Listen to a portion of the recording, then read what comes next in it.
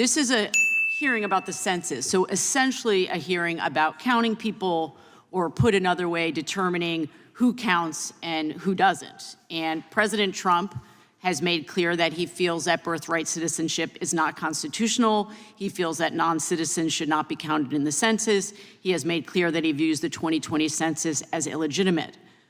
But the truth is, the president can feel any way he wants. The courts have spoken. Birthright citizenship is the law of the land. The census counts for everyone, and the 2020 census was as accurate as the 2010 census. And yet here we are again in a hearing to make these claims, these nonsensical legal theories, more legitimate by holding hearings about them. And more broadly, I think this hearing props up baseless legal theories that undermine the census and threaten our representative democracy. And I want to associate myself with the remarks of my Democratic colleagues, but I'd like to take my time to go in a little bit different direction here. I want to spend my time getting to the heart of this question of who counts and who doesn't count in the eyes of this administration, who is seen as a real American and who is not. An investigative report by ProPublica has found that more than 170 American citizens have been detained by immigration agents. They've been dragged, they've been kicked, they have been detained for days at a time. These are US citizens, they are our fellow Americans, and yet top Trump administration officials keep denying that US citizens have been arrested or detained at all in the immigration raids that are taking place across this country.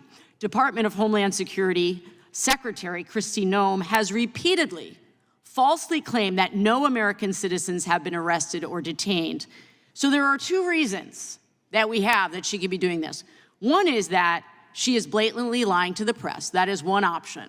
Another is that she doesn't know what is happening under her own leadership. Either option is deeply disturbing to me. We have so much evidence that what Noem has been saying about this is untrue. Many news outlets have confirmed these arrests and have spoken directly to US citizens who have been arrested or detained by immigration agents. They have gathered these disturbing stories about how our own citizens are being treated by this administration. We have the evidence. There's the case of American citizen George Retes, an Army veteran who was pulled out of his car by federal agents who were raiding a farm north of Los Angeles. In his words, "They sat me down on the dirt with my hands zip-tied behind my back. I told them I was a citizen. I told them I had ID. They didn't care. They never asked me for it." This US citizen was held for 3 days before finally being released. He was never charged with a crime. And he's just one of many US citizens that we can document who have been detained or arrested. Again, we have the proof, and yet Secretary Noem continues to spread false information. Then there's the case of Jason Brian Gavidia. Jason is a US citizen who worked at a tow truck yard when Border Patrol agents stormed in. Jason was handcuffed as he pleaded with the agents. He said, "Let me show you my ID, let me prove my status." He said they didn't care. All they cared about was the fact that I was brown and that I was in the wrong place at the wrong time, and that's not right. We're in America. That's not right. The point is that the only people who seem to count as Americans to this administration are the people who look American.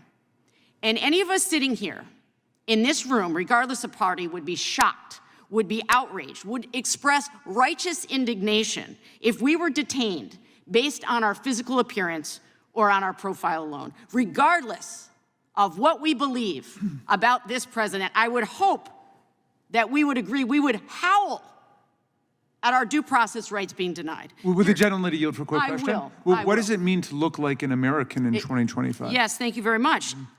It seems clear to me that looking like American is somebody who does not have brown or black skin, and sounding like American is someone who does not have an accent. That seems like that's been established. And I just want to end with this. There is nothing more important than a person's liberty, nothing. And I would hope that we could all agree on that. And we should all be standing up to our government when it is arresting and detaining citizens illegally and then lying about it. Citizenship in this country is not based on the color of your skin. It is not based on the accent that you have. And based on the actions of this administration, I'm not confident that it believes this, and I find this deeply chilling. Before I yield back, I have several unanimous consents that I would like to enter into the record. First being ProPublica, immigration agents have held more than 170 Americans against their will. NPR fact checks Kristi Noem on ICE detaining U.S. citizens.